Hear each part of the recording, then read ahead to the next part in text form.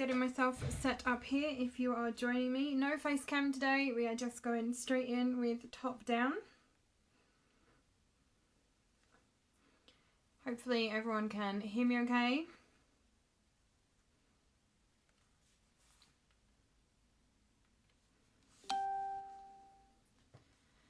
Okay, so for those of you joining us, welcome to our gloomy Sunday afternoon craft along today.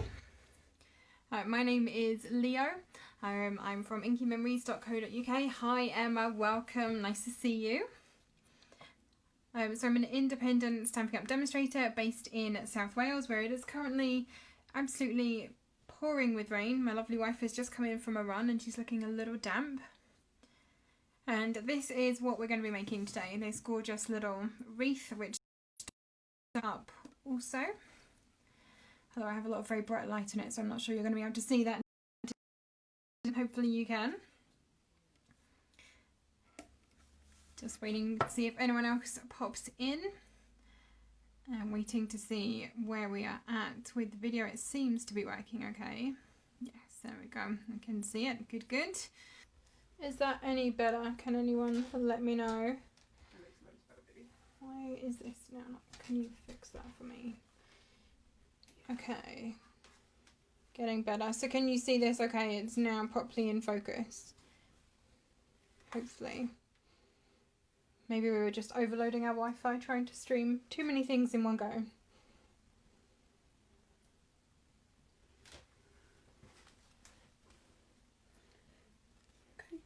Okay, let's give that a try. So, let's try this again. Third time lucky. Right, so hopefully picture is now good. There's a lot of reflection on here, but we are not going to be looking at the glass for too long. So, products that we're going to be using today. I'll go back to this. I won't be on this for too long, so hopefully the reflection isn't too weird for you. So this is the Brightly Gleaming Specialty Designer Series paper. I'm going to be using this for the background. And I also have here the Brushed Metals cardstock. This is absolutely gorgeous. So you've got 3 different tones in here. So you've got sort of a copper, a brass and a gold, and this really gorgeous brushed metal effect that we shall look at a little bit closer. I've got some stamps and dies, of course. Now these are products that are launching very soon, actually on the 3rd of November. These are pre-release products from the next catalogue. So the January to June mini catalogue that will be coming out very soon. So this stamp set is actually an exclusive, as part of that. The curvy dies go with a second stamp set called Curvy Celebrations. They come as a bundle in the next catalogue, and the Curvy Christmas stamp set, this one here, which is utterly gorgeous, is only available between the 3rd of November and the 4th of January when the catalogue launches. So if you do want this, all the details will be available both on my Facebook page and on my website, inkymemories.co.uk, with more details as soon as they launch, but we're going to be using those. And then really the star of the show for this is this punch, this sprig punch. Nice and simple. We're going to be using this an awful lot today, as I'm sure you can guess, to make our lovely little wreath. So this is really the thing that we're going to be using the most. And then I also have just some plain vanilla cardstock as well. So first thing that I need to do is to grab out the frame that I'm going to be using. And here comes Ruby. Apologies if you can hear her feet tapping on the floor. So I picked up this frame in the range. I like to pick up sort of box frames like this every now and again while I'm out shopping, just so I can use them for projects as and when the need arises. And this is just a simple shadow box frame, so it's quite deep. There is plenty of room inside to house your project in there. And this is what's going to form the basis of our frame. So first of all, I'm just going to hack this open. Hopefully without cutting myself, Ruby.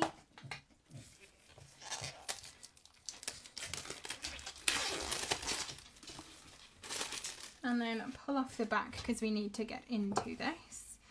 And again, I'm just going to use my cheap scissors for doing this. I don't want to break a nail. That would be a terrible waste. If you are still around, Rach, can I borrow you again very briefly?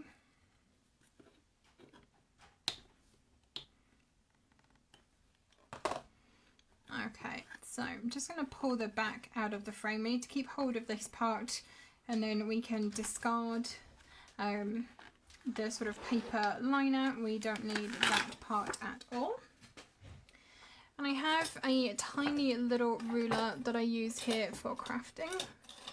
I'm just going to make sure that I measure this backboard so I know what size piece of designer series paper I need. And this is a nice simple 15 centimeter square. Yep, so I'm going to cut myself a piece of designer series paper to fit the back of that. So I've got my trimmer here. And I had a couple of different options for paper today, and I wasn't entirely sure which one I wanted to use. So these are the designs that come in this pack. There's a couple of different ones. There's a couple that I've definitely rejected that are not going to work. This one with the sort of baubles on it and this paler sort of geometric pattern. I'm definitely not going to use those. But then I have these 4 pieces that I think probably would work for this project. So this is the one that I used last time, this sort of olive green background. They all have copper foiling on them, and then this one has sort of leaf sprigs and this gorgeous holly motif on it. There's this gorgeous navy blue one with the geometric sort of design in there, which I quite like, but I'm not sure it's quite right for this project. Mostly for me it comes down to these two. So I've got sort of a tealy turquoisey blue with this sort of flourish, and then a navy blue with little copper stars over it. And I'm sort of torn between these two, so if anyone has a particular preference and a decision on what they think would look best this time around, give me a shout. I don't know, I could honestly make both of them. I don't have time to do both, but I would definitely like to do so. I think I'm leaning more towards the teal. Gorgeous though the copper stars are, I think the sort of teal background would really work nicely in this project. So unless anyone has any absolute aversion to using the teal one, I think that's what I'm going to go with.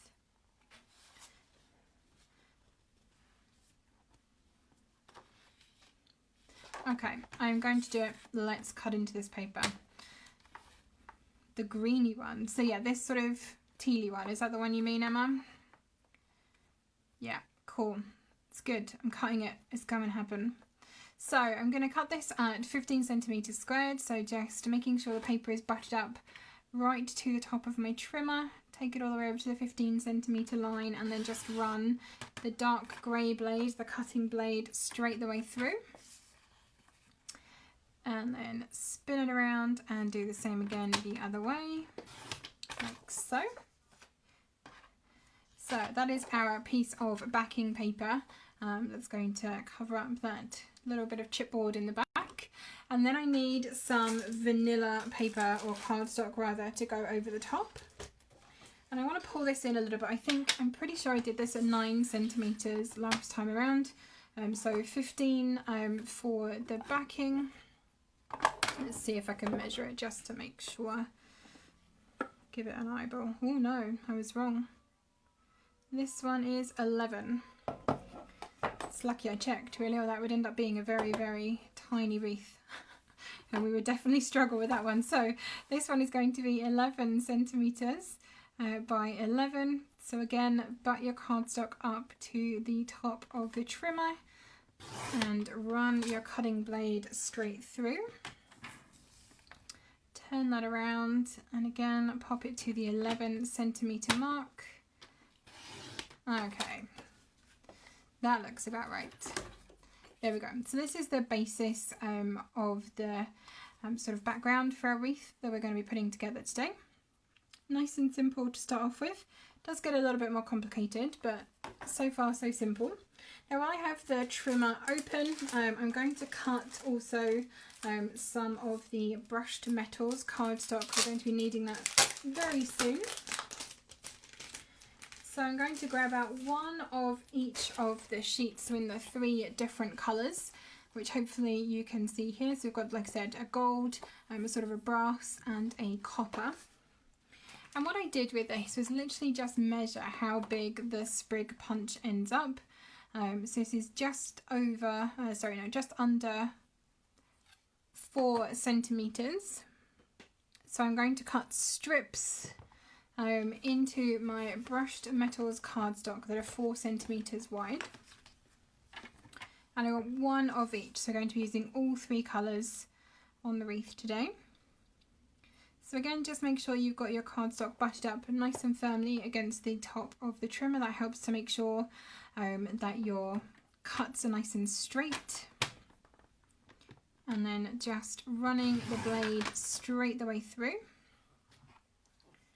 And this should then be, if I've measured this correctly, just wide enough for you to punch your sprig all the way along. So that's the copper one. I'm going to do the same again in the brass and then also the gold.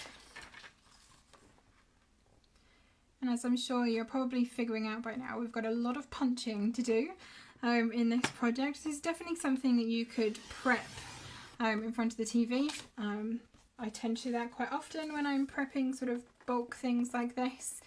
Take myself a little pot from IKEA. I have a couple of their little kitchen pots that I keep in my craft room that are great for gathering punched or die cut pieces if I'm doing a load of them all in one go. And you can just sit and punch and punch and punch in front of the TV, and you really don't realise quite how long it's been. You get them all done nice and quickly without feeling like a chore.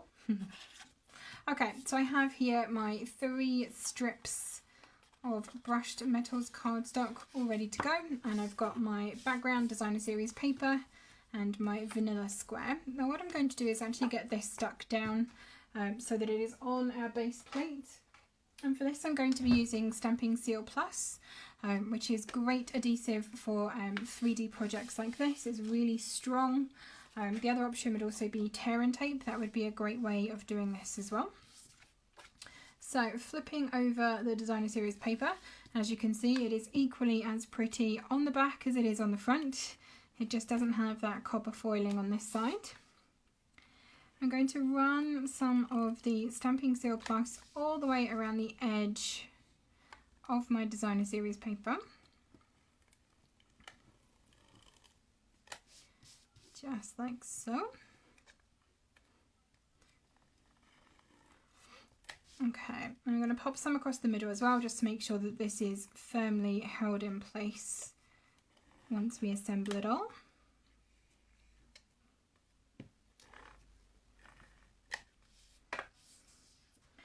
And then if your frame is similar to mine, it has this bit is actually loose in the middle. You want to make sure that it is as central as you can get it, just so that you don't end up having to hang it up wonky if you do decide to put this up on the wall. And then just lay your paper onto your base and smooth it into place. Now I do have a little bump at the top just where it does sit over that hanger, but that's fine. It's not going to be too obvious in your finished piece. Just make sure that you do smooth that all down nicely, and then you've got your base covered and ready to go. And I'm going to pop that just over to one side. We don't need that for a little while. Pop my adhesive out of the way as well. Now the thing that really makes this sort of project come to life are these tiny little lights. One of the other demonstrators from Stampin' Up that I follow put me onto these a couple of years ago now. These tiny little strings of lights that come with their own battery pack included. They're on a copper wire, and this was a pack of 8 of them that I got from Amazon. I want to say they were about £6 for all 8. They're really not hugely expensive, but they're super gorgeous and they make awesome projects for Christmas. I have a couple of just old jam jars that I've decorated with sort of die cut pieces, like pine needle sort of branches and leaves and so on around the tops, and I just have a big mess of these lights stuck into the jars that I just switch on over Christmas. I have them quite often on my Christmas table, They're so pretty. The wire is, as you can see, very malleable, so you can really sort of make it move and position it where you want it to go. I'm just literally unfurling this so that we can use it and put it into our frame exactly how we want it to be. And you want to get to the very end light. That's what we're aiming for. So the first light here from the battery pack, you've got a little bit of wire leading up to that, and that's going to be sticking outside of our frame, so you're not going to see all of the battery pack. We hide that around the edge. We're going to start with the first light, and this is where our adhesive of choice for today's project comes in. We're going to be using an awful lot of mini glue dots for this. It is the best thing I found for this project. It makes it incredibly easy. So starting off then with the first little bulb that we have on our light string here, I'm going to press this into a glue dot and lift it off the sort of base, and I want to make a wreath shape onto my square of vanilla cardstock here, and this is going to form the basis of the wreath. So I'm going to put this quite far towards the bottom. We want our wreath to go fairly close around the edge of the vanilla piece of cardstock. And all I'm going to do then is using the little sort of lights that are basically just encased in glue on the wire. I'm going to pop each one onto a glue dot and then form my wreath shape onto my vanilla cardstock in the background. So this is possibly the trickiest part. This is the part that you kind of want to spend a little bit of time on, making sure that you get this all laid out exactly as you want it to be, and that you have a nice even spacing, and you get your lights all spaced out. The other thing that I would recommend when doing this, having sort of made my own little test wreath first of all, is to not always go around just in the same circle over and over and over again.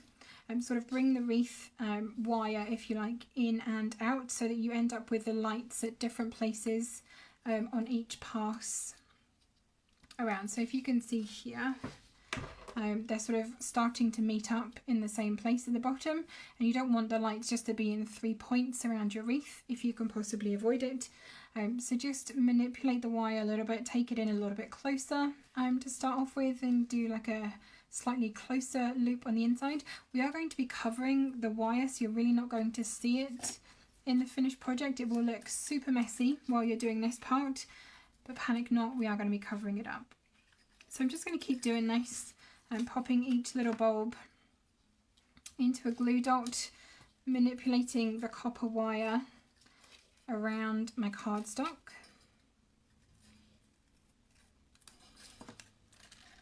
So again, I'm going to come slightly further in from last time so that my bulb lands in a different position. And this can be a little bit fiddly, the wire. You do need to manipulate it from side to side and sort of move it around. If you want to try and spin your cardstock, you can certainly try and do it that way. So where is everyone joining us from today? Is anyone doing any crafting this Sunday? Have you got any projects on the go? Emma, I hope the McDonald's was good. I'm quite jealous. I wish you could have got me a cheeseburger too. I've not actually had any lunch yet. I probably should have done that, so please do forgive me if my stomach rumbles incredibly loudly on video, and we'll just ignore it and pretend that it didn't happen.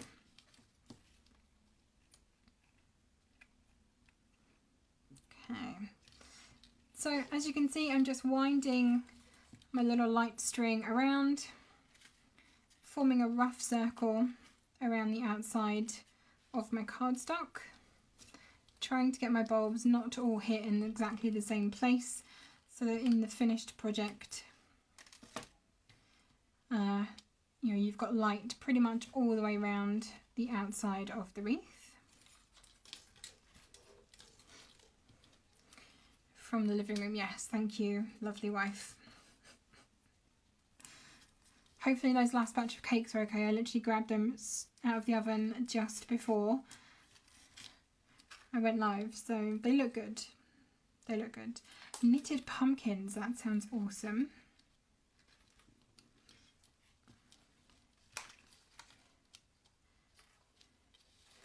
Hand stitching, yeah, sore hands, definitely a problem when it comes to all of this crafting malarkey.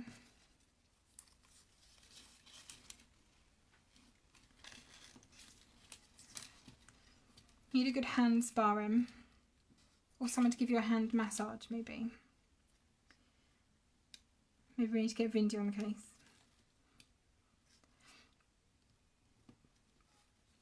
What were you stitching? Were you doing some more cross stitching or?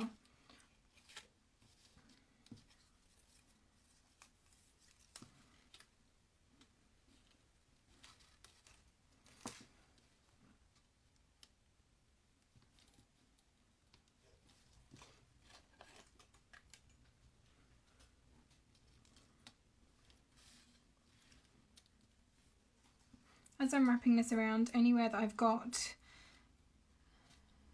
a bit of glue dot hanging out, if I can pop the copper wire into it, I am, just to help give it a little bit added sort of adhesion and stability in the final project. You need to get your cross stitch mojo back. You do. I'm pretty sure we've got not quite hundreds, but a lot of cross stitch projects that are either started or we've got the threads for and you've not actually finished. Need new hands. An English paper piercing quilt. Sounds interesting. Is this one for you guys to keep or is it a present?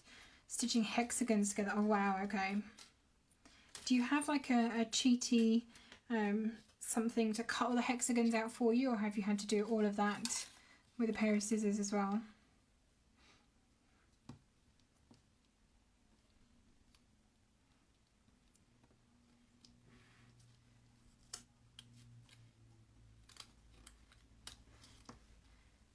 Hi Tristan, how are you? Hope you're okay.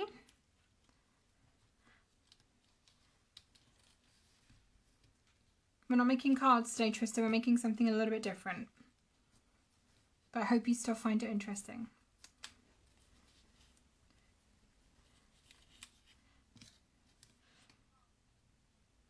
Okay, I'm getting towards the end of my wire. So I'm just going to finish wrapping this around.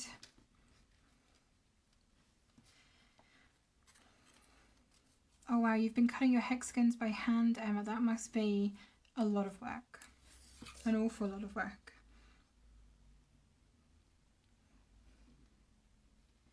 Yeah, I'm sure I've seen people mention little cutty machine things that you can cut your quilt hexagons out with. They seem like a really good purchase, especially if you're making a bunch of quilts. Look at that, Tristan, you're famous. Everyone's saying hello to you. Okay, last couple of bulbs going down. Like I said, we are going to be using a lot of glue dots in this project today.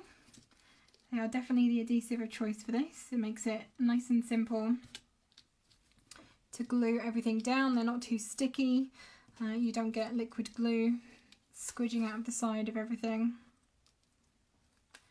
Definitely my recommendation for this project anyway. Sometimes liquid glue is good, but you don't want to end up with gluey fingers while you're putting this together. Okay.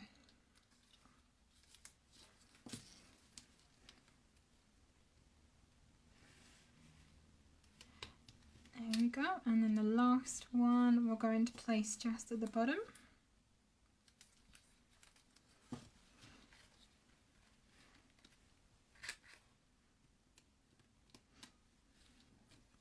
There we go. So that is our basic wreath shape. And just to make sure that it does definitely still work, there we go. The lights do switch on, which is good. So I'm going to pop this over to one side and we shall then work on the next sort of long and fiddly part, which is punching out all of our sprigs. So I have here my 3 pieces of the brushed metal cardstock and my sprig punch, and all I'm going to do is literally punch as many of these out of each of the colours that I can. I did find that by changing the orientation of the punch each time, you do get a little bit more. You can kind of manipulate the cardstock into the punch to get a few more sprigs out than if you just go along in one direction. Entirely up to you though. From one of each of the coloured strips you will have enough sprigs to make a very plump looking wreath. And I'm going to pile these up to one side into their colours.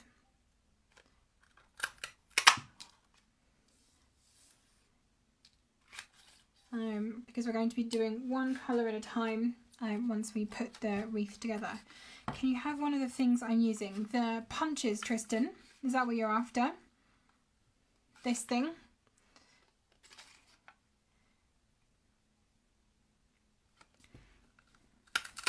There's lots of different ones that punch out lots of different shapes. This one punches out little leaves. And there's all kinds of different ones. You can punch out circles or balloons. I've got one that punches out the shape of a cat. That's quite a cool one. Great for Halloween.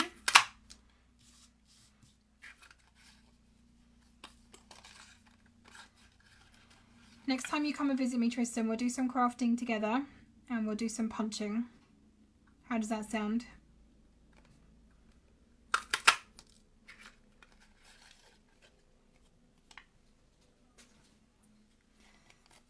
So I'm just punching as many of these as I can out of, first of all, my copper piece.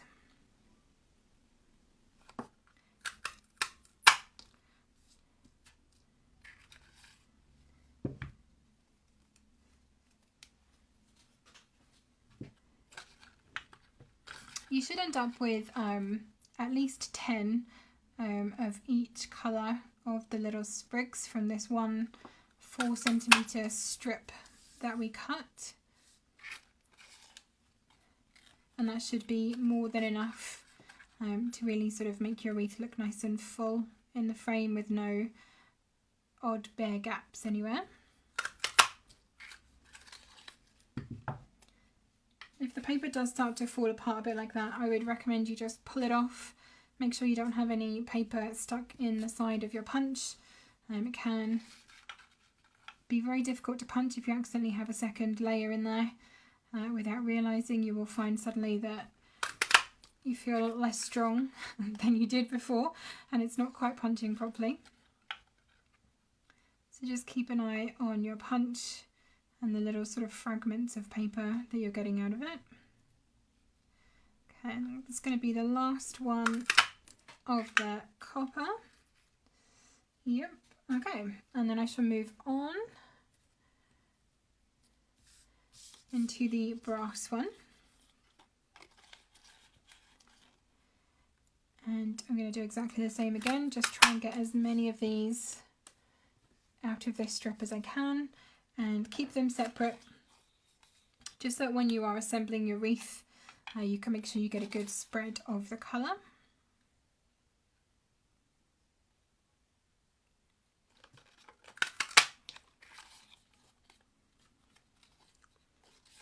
So has anyone started decorating for Christmas yet, or do you still have your Halloween decorations up? Do you have stuff up for Halloween, Tristan? Or are you looking forward to putting up the Christmas tree?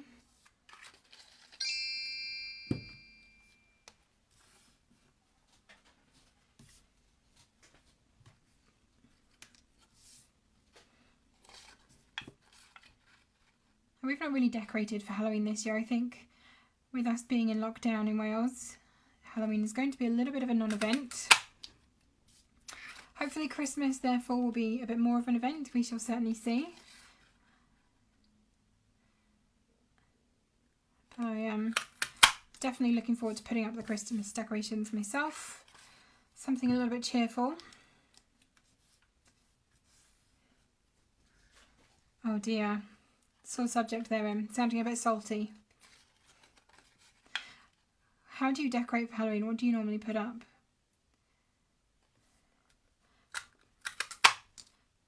I think the only time we've really decorated for Halloween is when we had a Halloween party one year.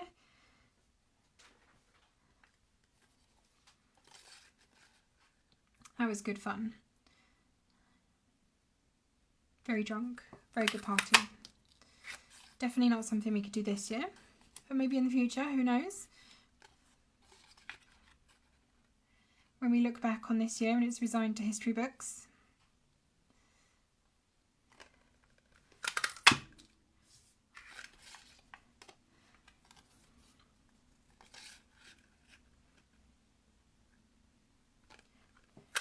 Skeletons. Skeletons are great Halloween decoration. You're absolutely right, Tristan.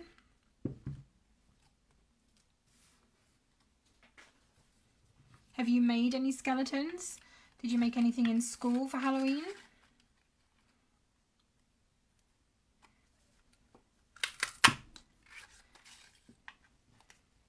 Or are you carving pumpkins this year?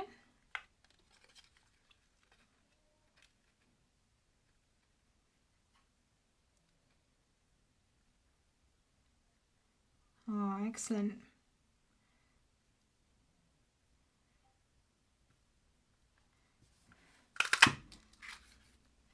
I don't think we have any pumpkins. Maybe I need to send Rachie to the shops to get me a pumpkin. We can carve one, make it look nice and scary, and put it in the front. Okay, that's the brass one done. Last strip onto the gold.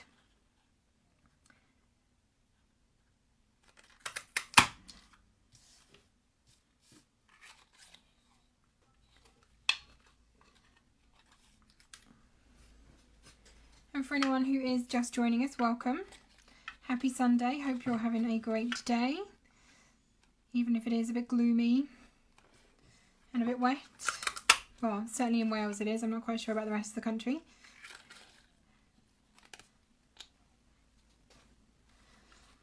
If you are popping in, do say hi. Let us know if you've got any crafting projects on the go today. Are you still crafting for Halloween? Are you planning your Christmas makes? Are you baking? We've done a bit of that today. We've made, so far, how many cupcakes? Oh, definitely that kind of stuff sells so well on Etsy. One of our friends here, she makes fabric pumpkins. That are utterly adorable. I know she's launched on Etsy. Maybe I should have bought one of those. That's what I should have done.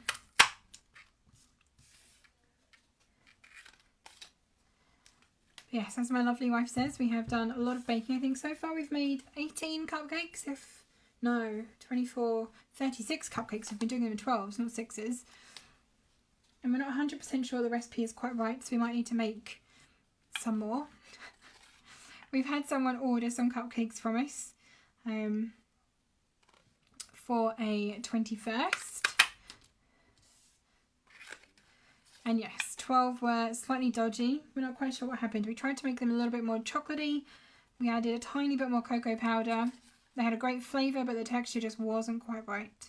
So we've remade those. But I'm not 100% convinced by the vanilla ones that we've made either. I think we might need to make at least 6 more of those. Just to make sure that, you know, the cupcakes that we're actually giving away are good. I'm sure we can find willing volunteers around here that we can throw cupcakes at.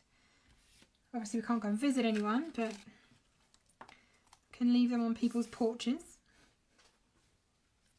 Cupcake delivery. We need to get our Christmas cake made as well. We did all of our Christmas puddings last weekend, which are all now maturing nicely. And we boozed the fruit, so that is all now sitting in a delicious stew of rum and port and brandy and what else did we put in there? Chambord in the end, the black brie liqueur. So they should be just about ready to be baked into a very delicious cake. We did talk about doing cake pops Emma, but we don't actually have any sticks. So they would be just cake balls. But I guess, you know, if cake balls is your thing, we could certainly do that. If we, maybe we could get some orange candy melts somewhere online. Because obviously, not an essential product. Certainly can't buy that from the shop at the moment. Yeah, maybe we could make some little pumpkin Halloweeny cake pops, or cake balls rather. Okay, that is all of my paper punched. I've got 3 nice little piles of sprigs up here, all ready to go. Christmas pudding cake pops, no, that would be good. It's chocolate cake that we have left over, so that could work. That could be really nice. Maybe I might do that. Assuming we don't just, you know, ice them and eat them, which is also a possibility, to be perfectly honest. Can't go anywhere for a lot of days. Some days. What am I making, Tristan? Well, okay. There we go. For those of you that have only recently joined us and haven't seen what we are making, this is what we are putting together today. This little framed wreath that lights up. So we're punching out and cutting out all of the pieces, and then we can start putting them together to make this ready to go.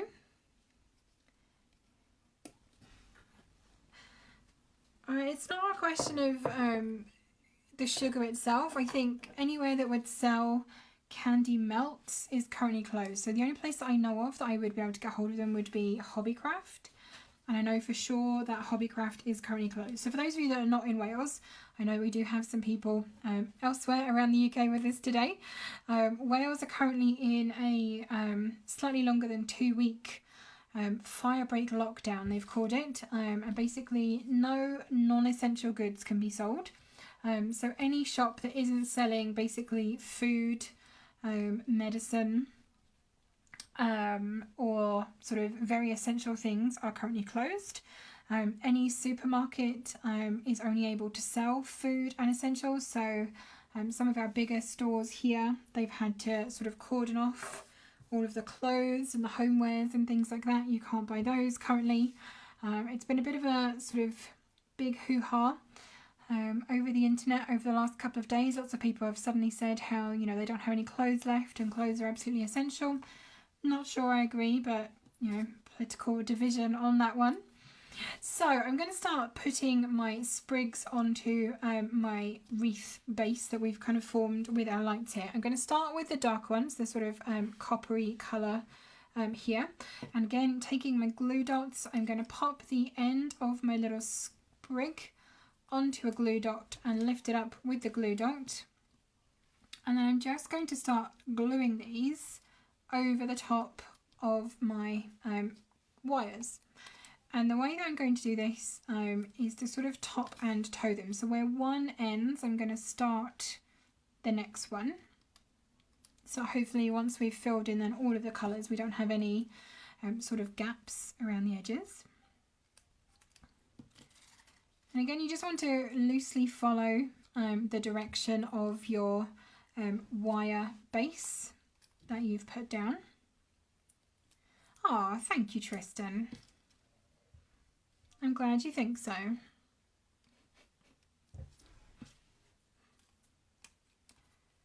Tristan and I, Tristan is my godson, or one of my godsons I should say, and last weekend we put together a card and a gift box. I sent him all of the pieces and we had a video chat together where we put together our card and gift box and decorated them all really nicely for his little sister's birthday, which is coming up just next week, that none of us can quite believe. Just getting too old. You all are growing up too quickly. I'm going to move on then. So I've done one ring of the copper. I'm going to move on to the brass ones and then basically start filling in the gaps. So going underneath the copper ones, about 2/3 of the way down, and then pressing them in, And this is why the glue dots really make this so much easier.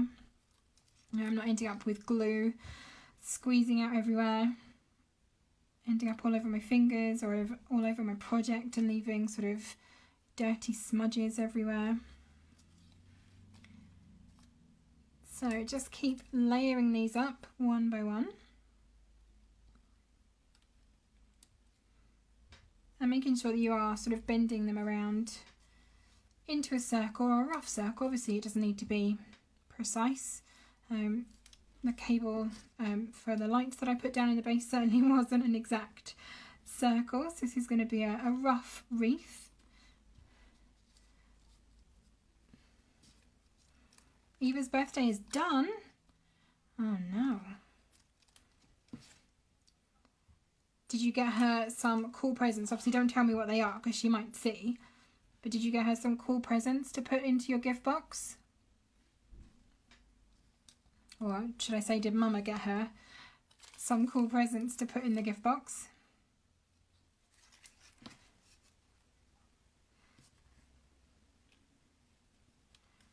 Okay. Last couple of the brass pieces just going in.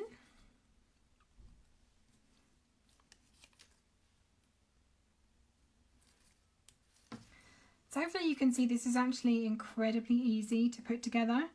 Definitely one of those things that if you had it hanging up on the wall at home, and if we can have guests for Christmas, let's all hope and pray that we can have guests for Christmas. If someone came round and saw it, they would probably be quite impressed. And even more so if you tell them that you've made it yourself. But definitely a really easy project that you could have a go at. It doesn't take a lot in the way of supplies. Definitely not a lot of time. You know, we've, let's say, 50 minutes even with technical problems at the start of the video, and our wreath is pretty much formed at this point. So I'm just going in now with the last colour, the gold, and then popping that in between the brass ones that we've just put down and the copper one that sort of forms the next set.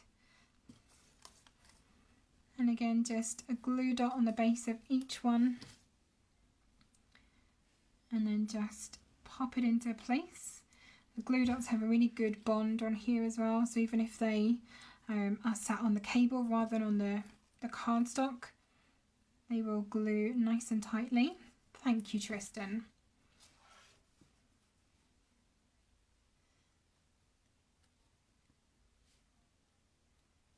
Okay.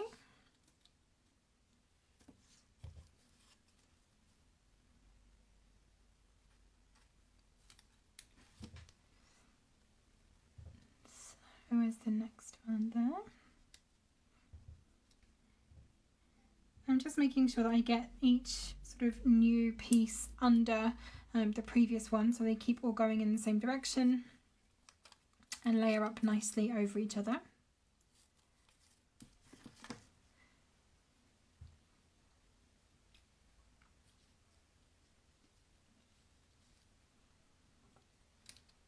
And the last gold one.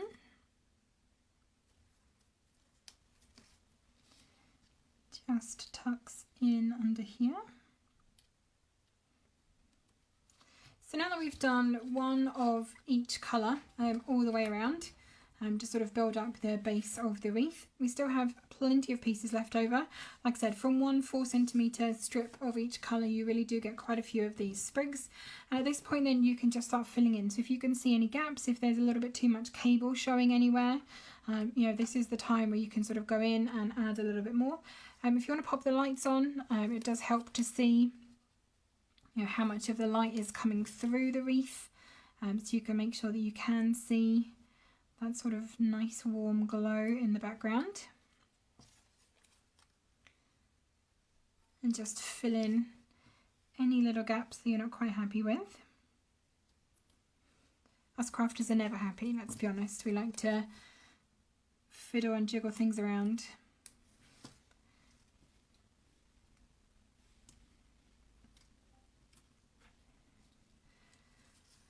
I can hear all kinds of mobile alerts going off. I can hear Discord plinking. My phone is going. There's obviously a lot of chat going on today.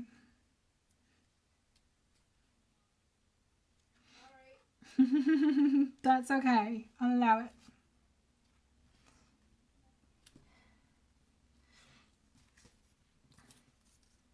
I'm sure you and him have lots to say. So I'm just going to add a couple in, not quite in the circle, so adding a little bit of extra into the centre.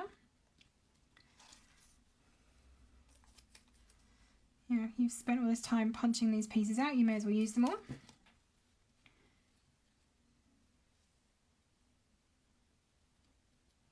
And it doesn't matter if they hang over the edge. Obviously we've cut this vanilla piece smaller than the base for our frame, so there is plenty of space around the outside.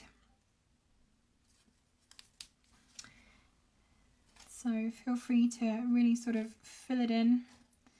Make sure you definitely don't have any gaps or bold spots in your wreath. Hey. Yeah, there goes my phone as well.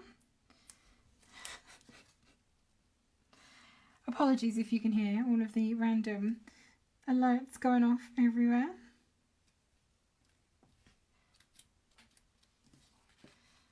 Okay, we're getting there, I think.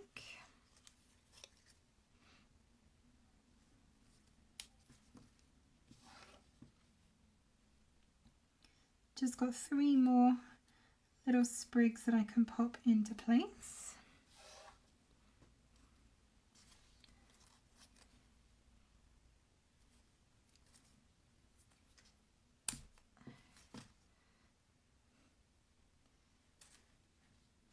I'm not sure it's my Discord notifications that I can hear, Rach. I'm pretty sure it's yours.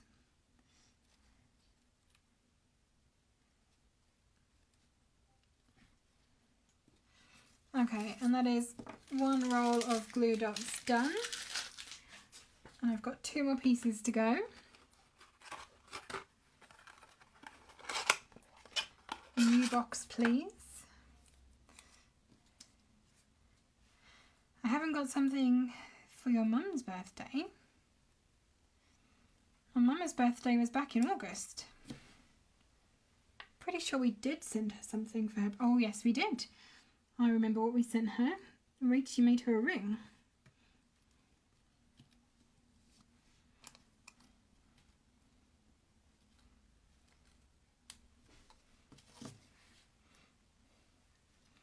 Okay, last piece going in.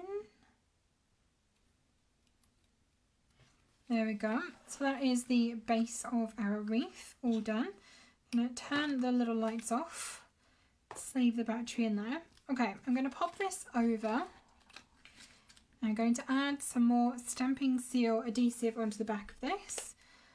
Again, this is a nice strong adhesive, so it's going to hold this in place even when you've got it up on the wall or wherever you want to display your wreath. And because it is on a tape runner, it's nice and easy, even though this is quite lumpy with all of the sprig pieces on there. It's quite easy to add the adhesive onto the back.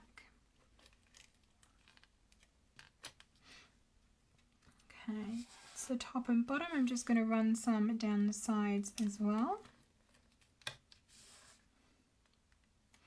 I really like this adhesive. I don't know if you can see on the back of here, the runner is cut up into all these tiny little slices. So when it comes time to sort of lift it off, it breaks nice and easily. I'm just going to pop a little bit down the middle as well. Lots of extra stability. I'm going to bring back in my base plate that I've already covered. Make sure that I've got the hanger at the top. And I'm going to pop my vanilla piece of cardstock down. So take a few moments with this. Make sure that you have this nicely centered before you drop it into place. Because once this is down, you are not going to be able to move it. Okay, and then just press that into place. Make sure that adhesive is bonded all the way around. Apologies if I got my head in front of that. Okay, make sure that everything is all nicely stuck down. And you can sort of give your wreath pieces, just a little bit of a zhuzh, lift them up a bit so they're not quite so flat, sort of tease them up slightly. You think it works with the teal? I think it does too. I think it looks really nice. I love this paper anyway. All of them are gorgeous with the copper sort of foiling on there. I think with all of these brushed metals as well, that teal looks really pretty. So again, just make sure we've still got our lights on in there. Okay, so a couple more pieces then that we need to add to this. We are speeding through this project today. So we have some ribbon here, and I went with a fairly neutral ribbon. I didn't want to take away from the colour in the background. So I've gone with this just plain embroidered ribbon. It's sort of in a biscuity, vanilla-y colour, nice and simple. And I'm just going to tie myself a fairly big bow and try and keep it as flat as I possibly can. Zhuzh is absolutely a technical crafting term. Yep. Also a fashion term, I believe. You know, you can zhuzh your sleeves or your collar. But yeah, I'm pretty sure it is in the dictionary, or it should be, if it isn't already. Okay. Bow tying is never my forte, but I think I'm pretty happy with that one. And it looks about right at the bottom of there.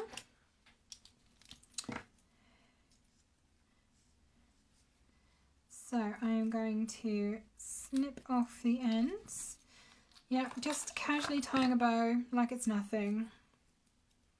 I don't know, it's easier to do when it's not attached to anything. It's when I'm trying to do it on the front of a card or on a gift tag that I struggle. I've snipped my ribbon at an angle. It just helps to stop it fraying. You definitely don't want this to sit and fray once it's in the frame. And I want to try and make sure that I'm putting this, I'm going to say, this is going to sound really weird, it's a bow, but I want to make sure that it's the prettiest way round. It's going to sit nice and flatly. Not too flat, obviously this is a shadow box frame, so you do have some depth in there. I'm going to bring back in my Epic glue dots. I think I'm actually going to just pull this ever so slightly smaller.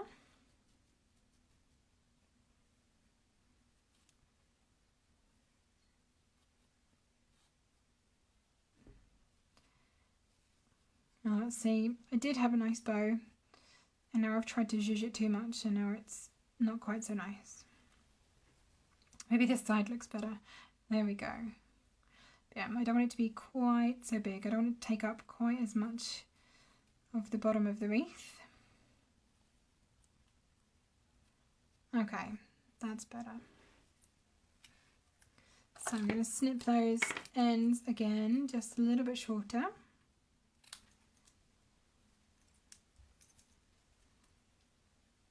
With the good scissors, ribbon scissors, nice and sharp. Yeah, that side looks best. Okay, I'm going to put a couple of glue dots on the back, so just press your ribbon onto the glue dot and peel it off, and do the same on the other side. And I find it easier to do this on the loops or on the tails rather than on the actual knot itself. I'm going to pop my bow just at the bottom of my wreath.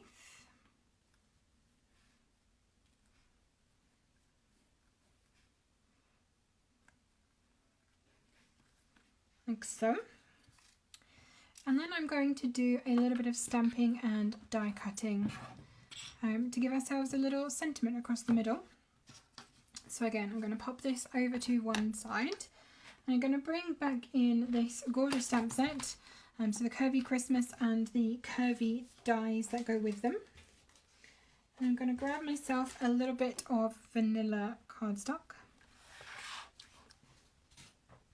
And the sentiment that I've used is May Your Days Be Merry and Bright. I think because we have those pretty lights in here, that works really nicely.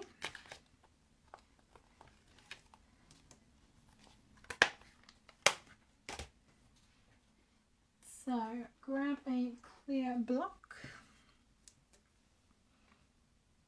I'm just going to pick up my stamp on there. And I poured in ink that matches the base colour. So the base of this sort of designer series paper is in Pretty Peacock, so I'm going to use that to stamp in.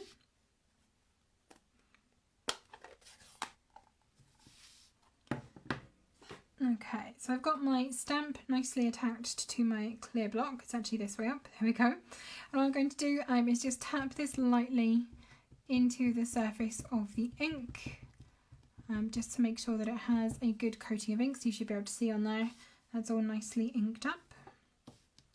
I want to make sure that I stamp this fairly centrally. I've got to be able to die cut both top and bottom for this. So I'm probably going to waste a bit of cardstock here, but that's fine. So there is our sentiment all nicely stamped. Is that like a little green fortune cookie? Is that a good luck? Are you hoping that my stamping goes well? Stamping is fine, it's the bow tying that's the problem. We know this. Okay, close the ink up. Don't need that anymore. Don't want to end up putting my fingers in it or dropping my project in it. And I'm going to grab out, oh, it's a peacock, is it? I can't quite see its head. All I can see is its green tail, so it literally just looks like a green fortune cookie. So these are the curvy dies that come with this set. These are all nicely curved, as the name suggests, and they work really nicely with the sentiments. And this one especially, if I pop it over this way, so you've got the actual cutting edge, which is on this side. I don't know if you can quite see. If I hold it up a little bit closer, maybe that'll be easier for you. But it has this sort of lip on one edge, and that's what's actually going to cut your cardstock. And then it is going to cut out these dots for us as well. And this one sits, if I remember rightly, yes, there we go. It sits that way up, and I've actually smudged my sentiment. So I'm going to stamp that again. That's what comes of touching the stuff before the ink is dried. So let me try inking that up again. Just light taps onto my ink pad there. Make sure I don't have ink on my fingers, I'm not smudging everywhere. So I'm just gonna pop that down. Okay, now I'm not gonna touch it so I don't smudge the ink. It's better. Yeah, real life crafting. Smudges happen. Definitely no ink on my fingers. Okay, we're good. So what I'm going to do is die cut this using this piece, and I want to try and get this as close to the letters as possible. So the on this edge, which is the one that's going to be closest to the actual sentiment we've just stamped, there is no die cuts until you get to the actual dots in the middle. So you can pull this in nice and close. You can actually go over sort of the ends of the loops of some of those words, and it's not going to cut them out. So I'm going to pop this to one side without smudging it and pull in my die cutting machine.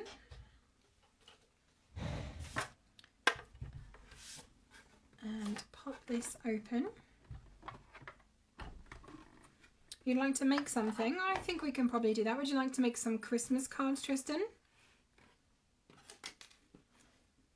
Maybe we could make some little Christmas cards for your friends at school.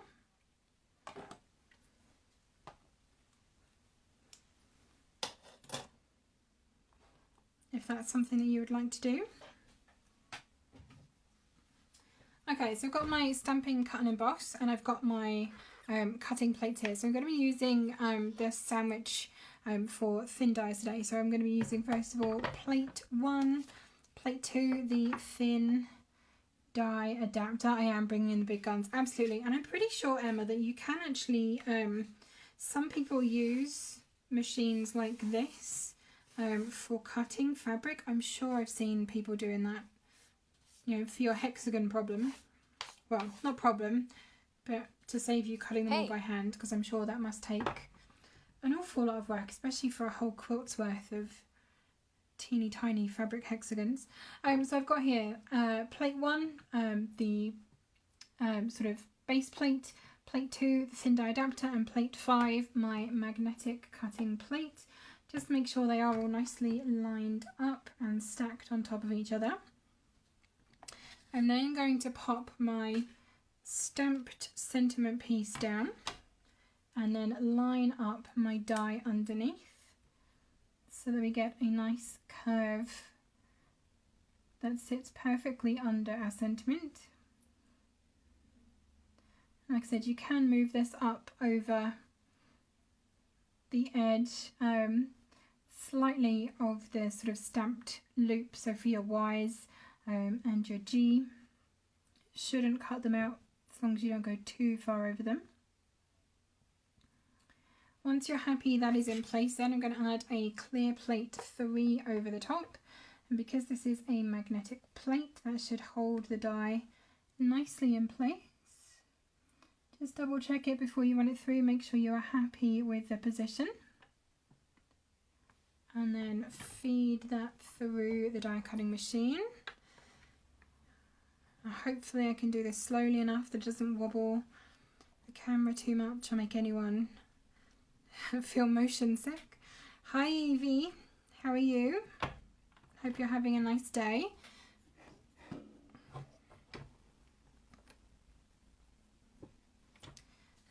Okay, not quite enough room on my table. There we go. So this should have cut nicely all the way along the bottom underneath our sentiment. We're going to be cutting this out of the piece of paper in just a second. In fact, I shall grab some scissors and do that now, just to make this a little bit easier.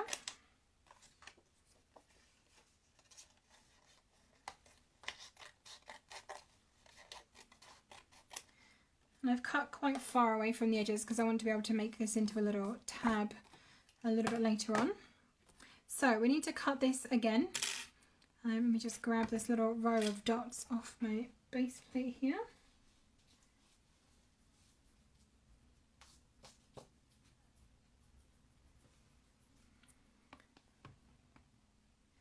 So I need to cut this a second time with the same curve across the top, which isn't quite so easy.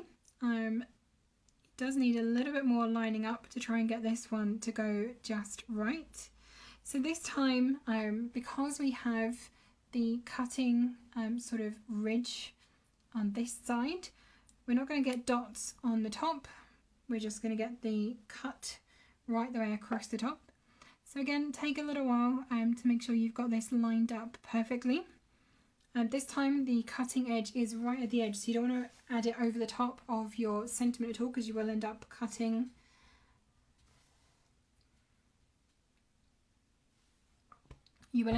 off some of your letters if you push that in too close.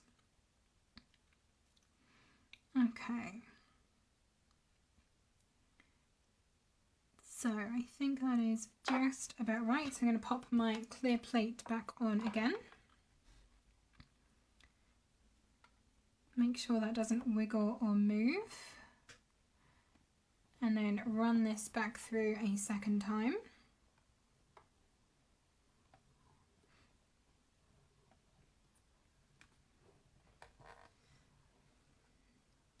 Sorry, are we Eva today? Are we not Evie anymore? Okay, there is our die cut piece, nicely separated from the rest of the cardstock. And I can pop that into my scraps bin over on one side.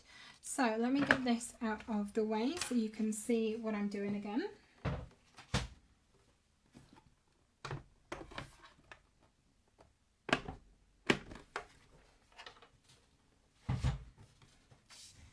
So here is the die cut piece that we've done with our sentiment over the top. I'm going to cut this into a tab. So the way I'm going to do this, taking a pair of scissors, I'm going to cut maybe about 1.5 centimeters away from the end of my sentiment. Just a nice straight line across there. I'm then going to take my scissors and cut up the middle and then from each corner, no, slightly further, it's a bit too far away. Let's try that again. Okay, about 1 centimetre from the end of your sentiment, cut straight in with your scissors, and then from the corner to that slot that we just made, or the cut that we just made up the centre, and then do the same on the other side.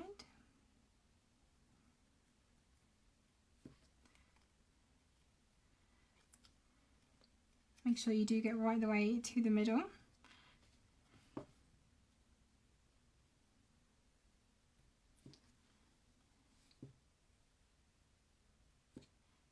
There we go. And I'm going to do the same on the other side. So about 1 centimetre away from the end of the sentiment. And then cut straight up the middle. And then from each corner into that centre cut.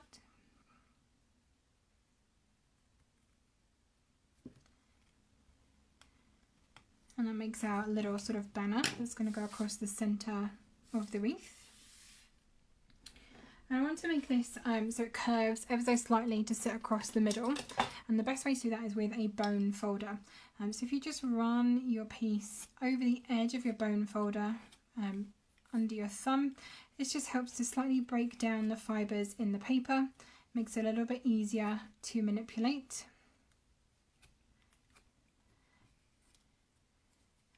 And all I've done is given it a curve across the middle and then pointed it back at either end so we can then stick this actually onto our piece. And I want to just glue this right across the centre of my wreath. So I'm going to bring this curve slightly further back.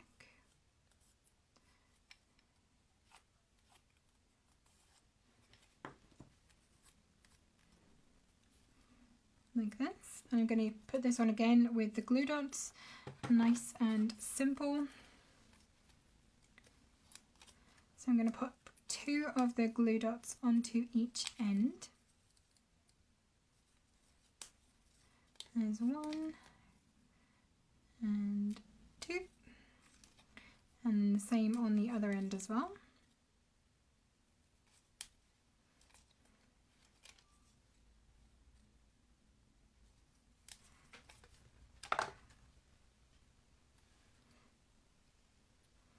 And then just lay the sentiment across the centre of your wreath like so. And we're almost done. Wow, we've gone really quickly today. I thought this was going to take much longer than it has. Hello, Eva. Yes, you are almost 5. Not 5 yet. Not 5 yet. Soon, but not quite yet. Are you looking forward to your birthday, Eva? Okay, just going to give this a quick wipe, make sure there's no dust or flecks on the inside of my frame.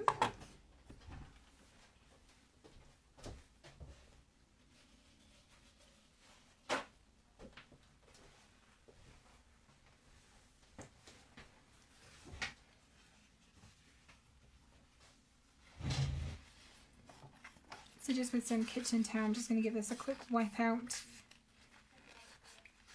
Huh? Yeah.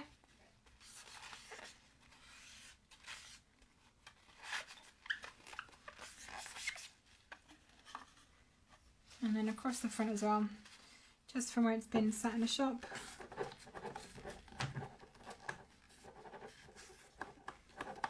Make sure it's all nice and clean. Most important for the inside though, you don't want to get all of this perfectly positioned on the inside and then find you've got a fleck of dust or something on the glass that you can't get back out. So this frame, like I said, it is a, I think they call them shadow box frames. So the ledge in here is where the actual piece sits. So you have a good sort of centimetre or so between the edge of that and the glass, and that's what allows us to be able to build this wreath and put it in without it all being smushed and sort of pressed up against the glass on the inside.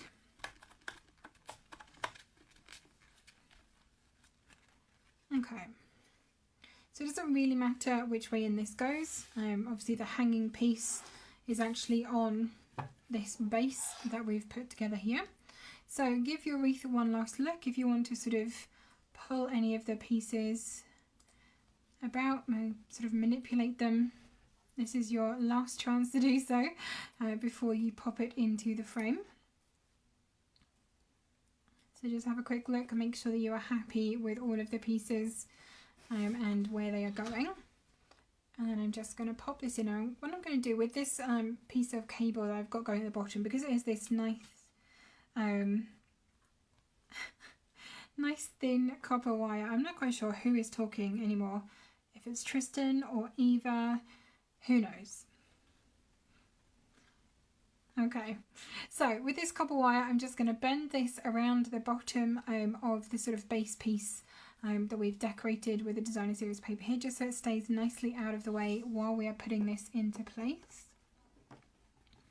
And then you just need to manipulate this base piece into your frame, just making sure that it goes past those little sort of black pieces that hold it in place. And then I'm going to cheat and take a pair of scissors just to bend those back down so that I don't chip my nail varnish or even worse, break a nail.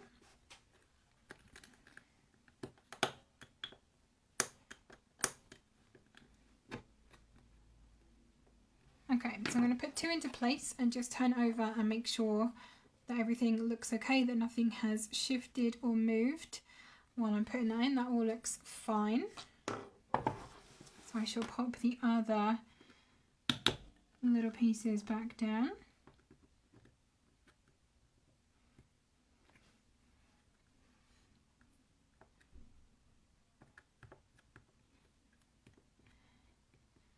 Okay, so that is our almost completed frame, and it does still light up.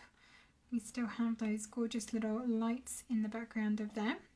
So the last thing I'm going to do is just tidy up the cable so that once it is hung on the wall, or if you want to have it sort of resting, these do stand up.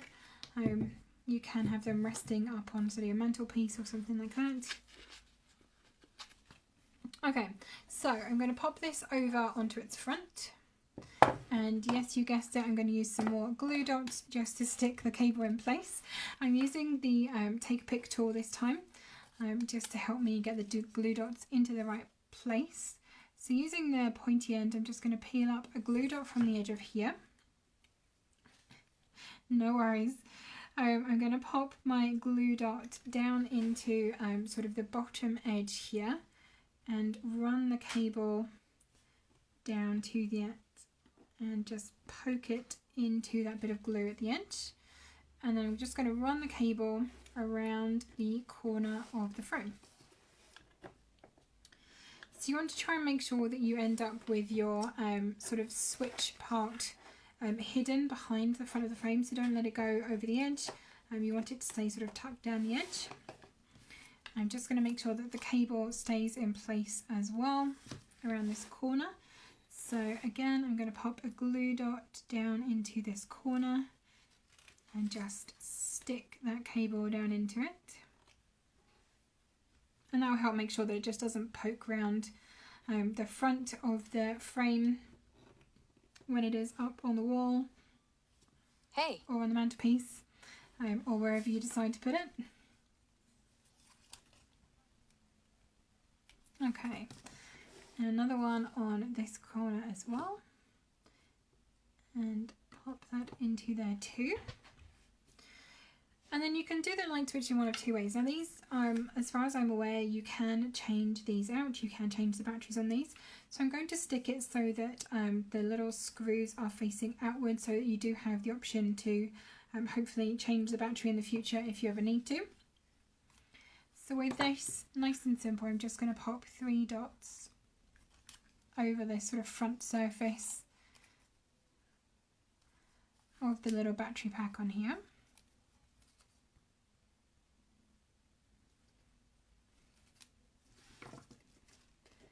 And then pop that into place on the side of the frame. If you need to wedge your cable in any further, then absolutely do.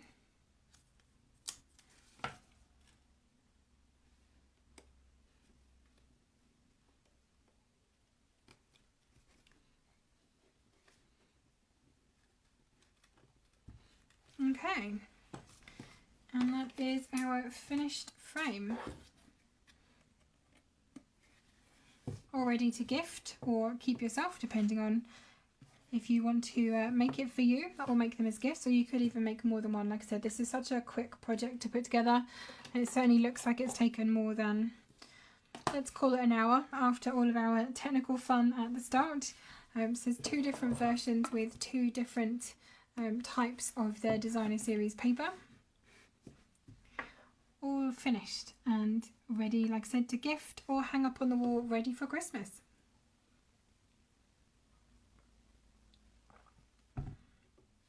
Hopefully you have enjoyed this little project and it's inspired you to start crafting for Christmas if you haven't already. Certainly I've been doing quite a bit of crafting already. I've got a lot of Christmas cards ready to go. One of those things I need so many of by the time Christmas rolls around, so I like to make sure I get started nice and early in the year to get those going.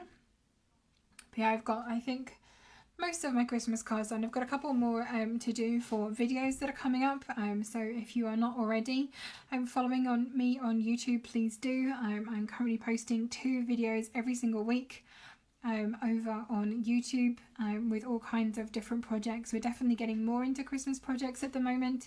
We've got some Christmas gift packaging, lots more Christmas cards to come, and some other sort of decor pieces as well will be popping up on there.